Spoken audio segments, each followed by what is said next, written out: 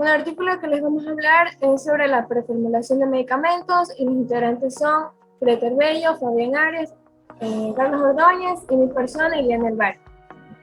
Fases del desarrollo de un medicamento. Bueno, a partir de una nueva entidad química de síntesis o de un extracto natural, o también se podría hacer a partir de un producto biotecnológico. Esto es un proceso complejo que implica la participación conjunta de diferentes disciplinas, el descubrimiento y desarrollo de un medicamento nuevo, y puede ser que cada compañía farmacéutica desarrolle estas actividades en diferentes particularidades. Es una asociación de 4 etapas, que son investigación y exploración, selección de moléculas candidatas, desarrollo exploratorio y desarrollo integral. La primera etapa es investigación y exploración.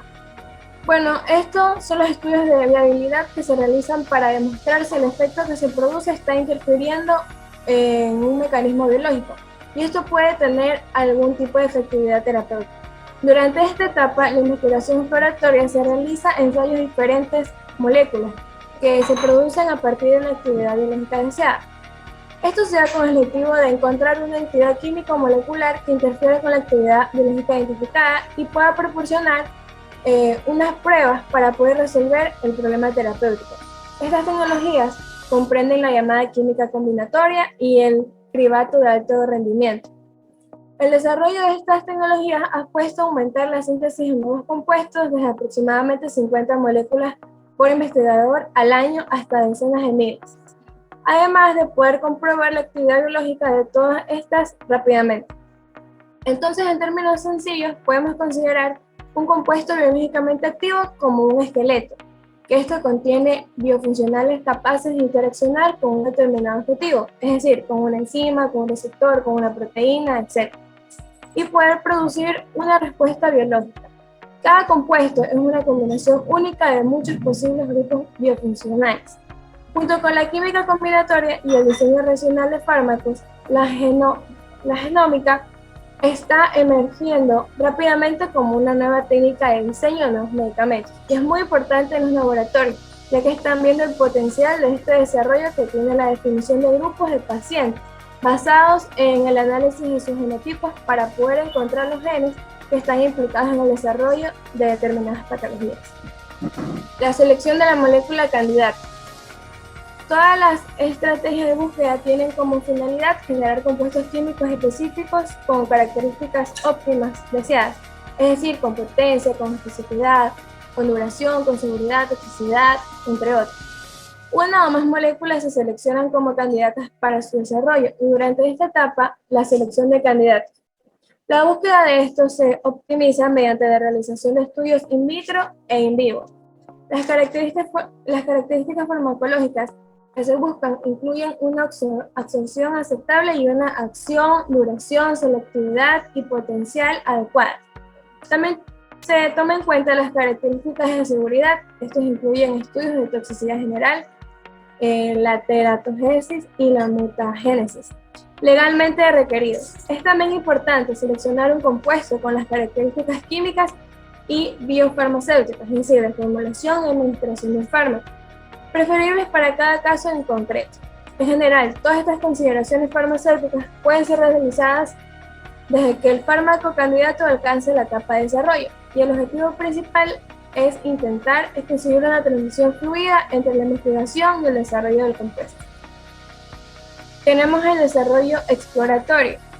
Esto tiene como objetivo esta etapa evaluar la absorción y el metabolismo del fármaco candidato en los seres humanos sanos antes de estudiar su efecto sobre los pacientes que sufren la patología para la que se está diseñando el fármaco. Es necesario realizar diversos estudios en pequeña escala de los pacientes, con el fin de poder tomar decisiones para el progreso del fármaco candidato en pleno desarrollo. En esta etapa se relaciona a menudo con la fase 1 de estudios clínicos o pruebas de concepto.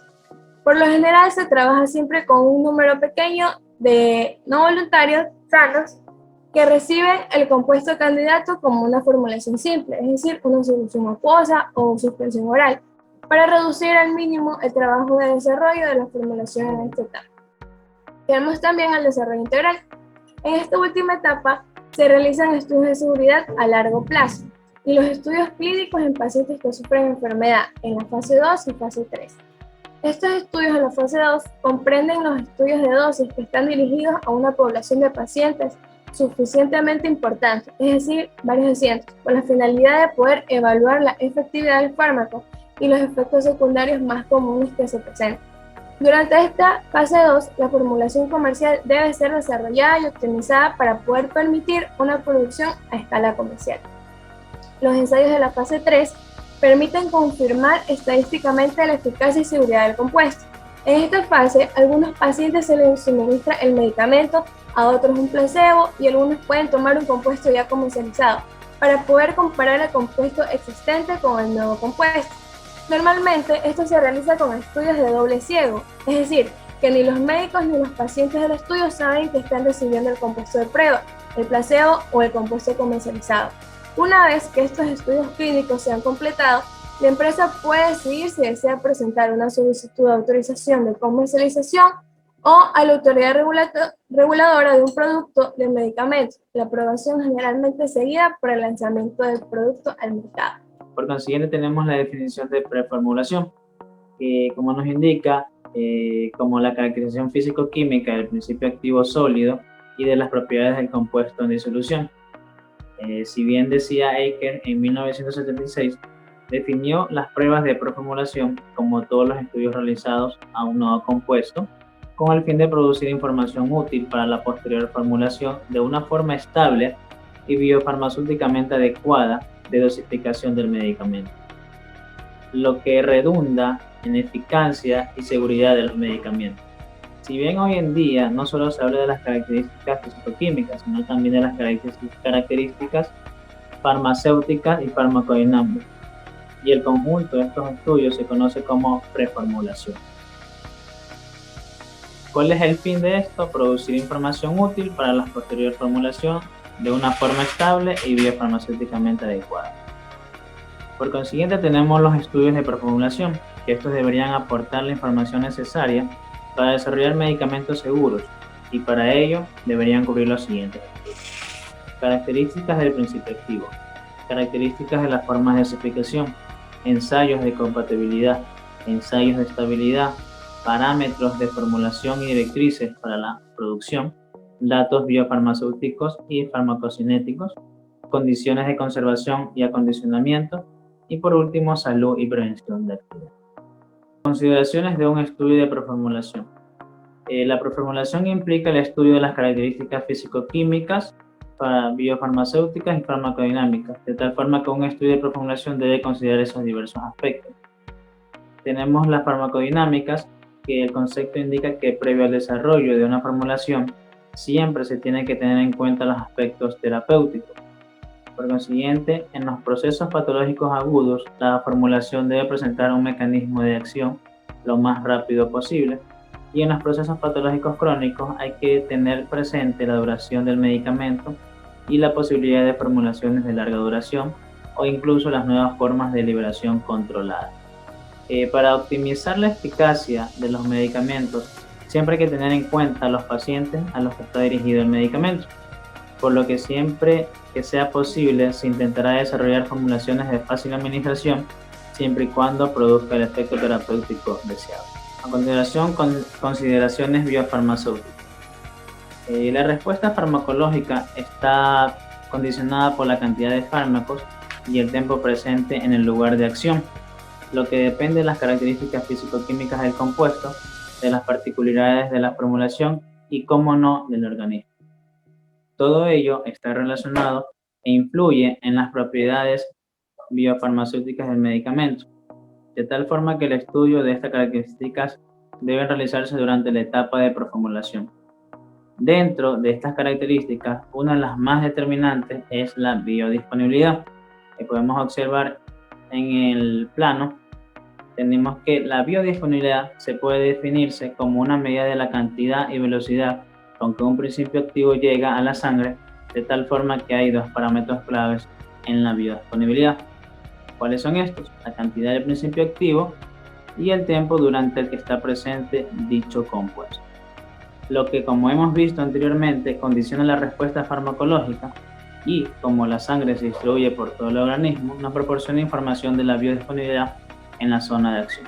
Un dato importante agregar que en la figura se muestra una gráfica típica de la biodisponibilidad tras una administración oral. Sobre esta gráfica podríamos añadir líneas que representarán los niveles de toxicidad, los niveles terapéuticos, y así poder observar si existe riesgo de alcanzar niveles tóxicos y poder calcular el tiempo durante el cual el fármaco se encuentra dentro de los rangos terapéuticos y está resultando eficaz. Y por último, tenemos las consideraciones físico-químicas, que las características físico-químicas más relevantes de un medicamento son la cristalinidad, el polimorfismo, punto de fusión, solubilidad, fluidez, estabilidad, compatibilidad. Estas y otras características físico-químicas de importancia en el desarrollo de un medicamento, así como las técnicas para su estudio. Vamos a hablar ahora acerca de lo que es un fármaco y las características físico-químicas de un fármaco que fueron habladas anteriormente por mis compañeros. ¿Qué es un fármaco? Esto es un principio activo, es decir, es una sustancia cuya composición vamos a conocer con precisión y que tiene la capacidad de producir lo que es un efecto o una alteración determinada sobre nuestro organismo. Estas van a ser moléculas bioactivas, que en su virtud, su estructura y configuración química pueden interactuar con las macromoléculas que generalmente conocemos, que estas van a ser los receptores, y se van a localizar ya sea en la membrana o en el núcleo de la célula, dando lugar a lo que es un efecto para el organismo.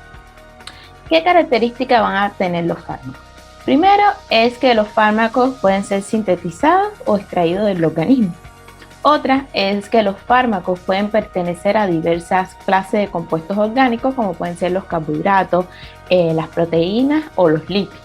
Y que lo vamos a encontrar en diferentes estados, como los gaseosos, los líquidos, como los jarabes o suspensiones, los sólidos, como los polvos, las tabletas, etc. Ahora, entre las características físico-químicas de un fármaco, vamos a tener lo que son las propiedades organolépticas.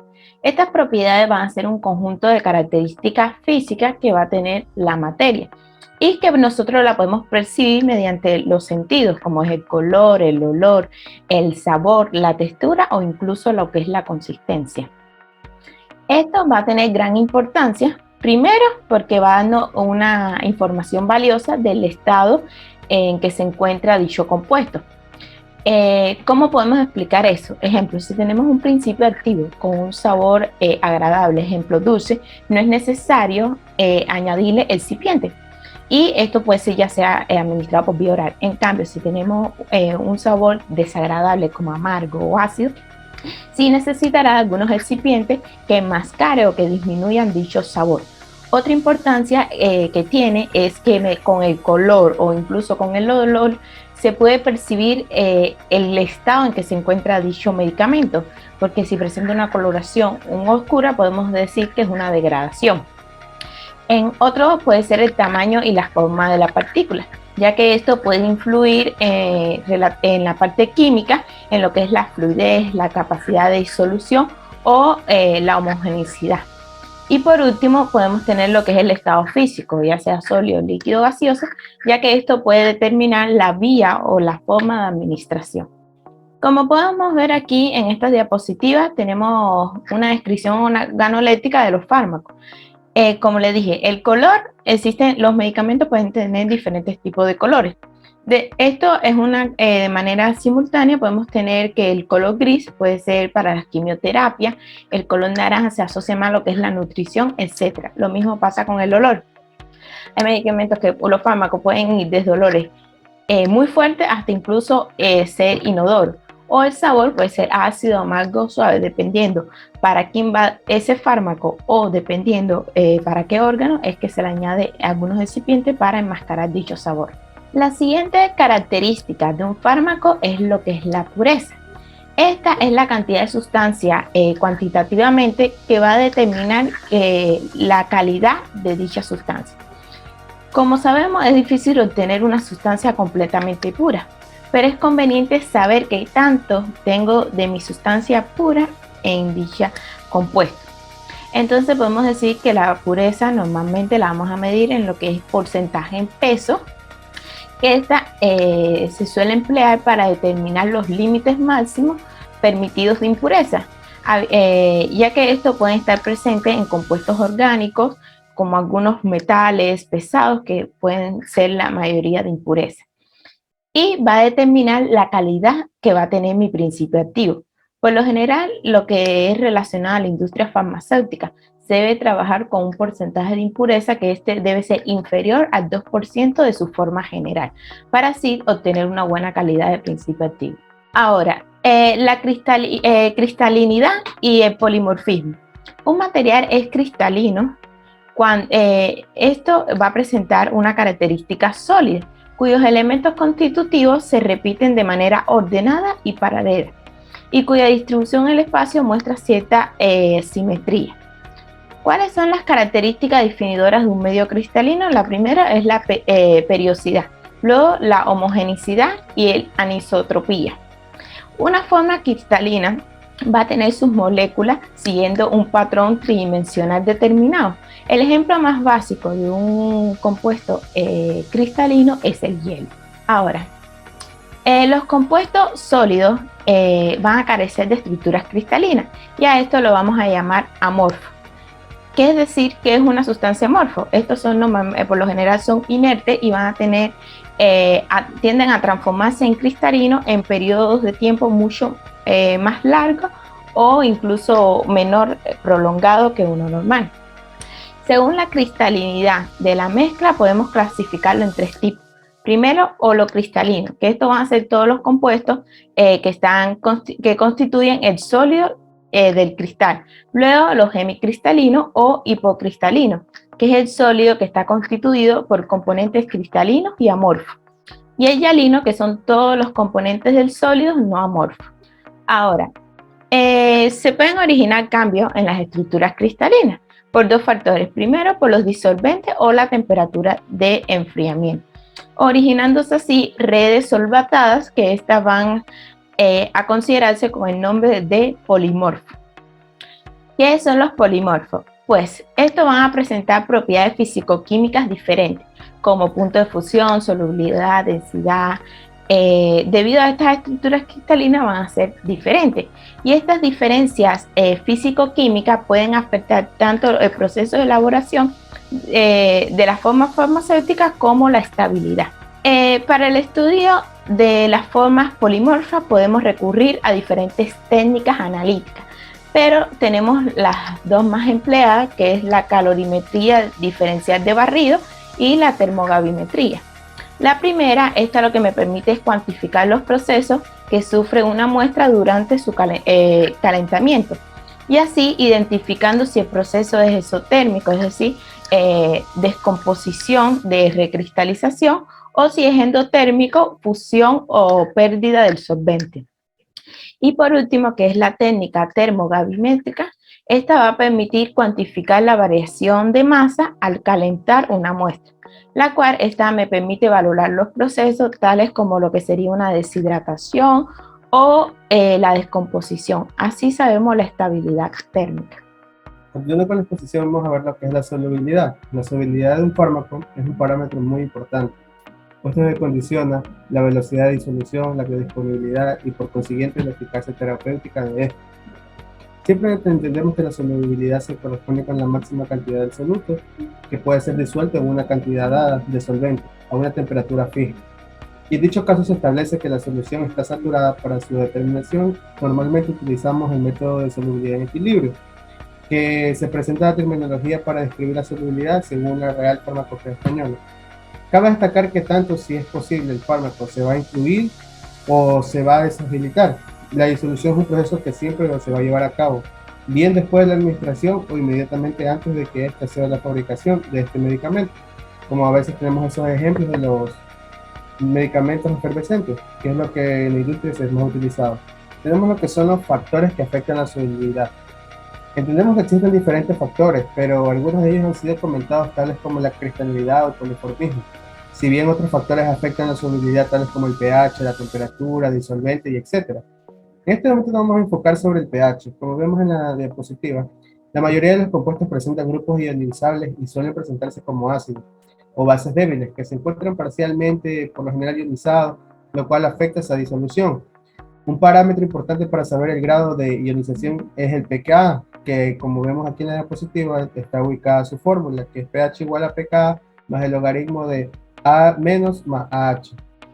Por encima del pKa para ácidos, y como a veces los resultados van por debajo, entendemos que son bases. La solubilidad se puede incrementar en un factor de 10 por cada unidad de pH. Además, de forma general, solo de las formas no ionizadas son susceptibles de absorción a través de la membrana. Entendemos que la solubilidad del pH dependerá de qué forma no está ionizada, independiente del pH del medio, porque a veces suelen haber lo que son estándares para poder tener lo que es la dependencia de la misma solubilidad. Otro de los factores que tenemos es la temperatura. La solubilidad de un compuesto puede incrementar la solubilidad de una sustancia, pero también se puede disminuir. Y esto es debido a que el proceso de disolución puede ser de un proceso endotérmico o exotérmico, y esto es referirnos en habla de la temperatura. En la mayoría de los casos la disolución es un proceso endotérmico y la solubilidad se incrementa con la temperatura, pero sin embargo, en algunos casos es un proceso exotérmico y la solubilidad de los solutos disminuirá con el aumento de la temperatura. La ecuación de Van Hoff permite calcular la solución en función de la temperatura. Bien, tenemos también lo que es otra forma que afecta a la solubilidad, que es el efecto del ion común, que se conoce como un efecto, que es un desplazamiento de equilibrio iónico cuando cambia la concentración de uno de los iones que están implicados en dicho equilibrio, debido a la presencia en la disolución de una sal que se encuentra disuelta en ésta. Algunas veces sucede que en una misma disolución hay presentes dos tipos de sustancias, que encontramos disociadas en sus respectivos iones, procediendo uno de estos a su vez en la disociación de ambas sustancias. Al el momento de encontrar la concentración de uno de los iones, la concentración del otro debe disminuir para que el producto de la solubilidad permanezca constante a una temperatura determinada. Así, por ejemplo, los compuestos clorhidratados en el estómago tienen una solubilidad significativamente, ya que es inferior a la que corresponde según el pH, debido a la presencia del ion cloro, que procede del ácido clorhídrico presente en nuestro estómago para degradar nuestros alimentos. Otro factor que afecta es el coeficiente de reparto, que si bien sabemos el coeficiente de reparto es una sustancia en el que el cociente o razón entre las concentraciones de una sustancia se divide en dos fases de una mezcla, por dos disolventes invisibles en equilibrio. Por lo tanto, es consciente que mide la solubilidad diferencial de una sustancia en estos dos disolventes. A veces lo utilizamos como lipofilia y se determina mediante la solubilidad de la sustancia activa en fase oleosa, generalmente octanol, y en la fase acuosa generalmente agua, por el mismo nombre dicho. Y sirve para estimar la distribución de fármacos en el cuerpo, ya que nos ayuda a determinar la capacidad que tendrá el fármaco de atravesar las membranas biológicas. Tenemos el tema de lo que es la solubilización de fármacos, que si un compuesto presenta una solubilidad acuosa menor a 1 miligramo sobre mililitro a pH fisiológico, se observa un problema, ya que esta solubilidad puede afectar la biodisponibilidad y hay que realizar estudios de preformulación e intentar aumentar su solubilidad del fármaco para poder ser adquirido en la farmacopea. Uno de estos problemas que encontramos son los cosolventes, que es una forma de mejorar la solubilidad del fármaco, es la utilización de cosolvinas. Los cosolventes más comúnmente empleados son etanol, glicerol o glicerina, propilglisol, propilglicol y dimetilcinnamida. Estos compuestos mejoran la solubilidad al formar mezclas con el agua, que presentan una constante dieléctrica adecuada para la solubilidad del fármaco. Otra forma de ayudar a la solubilidad del fármaco son los tensioactivos, que si bien sabemos que los tensioactivos son preferentemente de carácter no iónico, ya que favorecen la solubilidad de un soluto en medios acuosos. Si se disocian en concentraciones tales que al disolvente superen esta concentración crítica micelar, así las micelas formadas podrán tener en su interior parte de las moléculas del soluto. Un ejemplo de estos tensioactivos son el poliforbato 80, que favorece la solubilidad de hormonas esteroides. Otra forma son la formación de complejos. Un complejo se produce cuando se unen de forma reversible diversas moléculas del soluto, con moléculas de un ligando o sustancia complejante. La complejación puede escribirse según varias formas, por los ligandos, que pueden ser iones metálicos o compuestos orgánicos, que forman quelatos y compuestos moleculares respectivamente. Un ejemplo es el complejo formado entre benzocaína y cafeína. Y tenemos por último lo que son la formación de sales, que no por uno y menos importante podemos decir, nos ayuda a incrementar la solubilidad de un compuesto mediante la formación de varias sales. De hecho, uno de los métodos más empleados dentro de la industria farmacéutica. Los cationes más comunes utilizados para la formación de sales son sodio, potasio, calcio, magnesio, aluminio y litio, mientras que los aniones más comúnmente empleados son clorhidratos, sulfatos, mesilatos, maleatos, fosfatos, tartratos, citratos y acetatos. Los cationes favorecerán a la solubilidad de los fármacos de carácter ácido, mientras que los aniones favorecerán la solubilidad de los fármacos de carácter básico.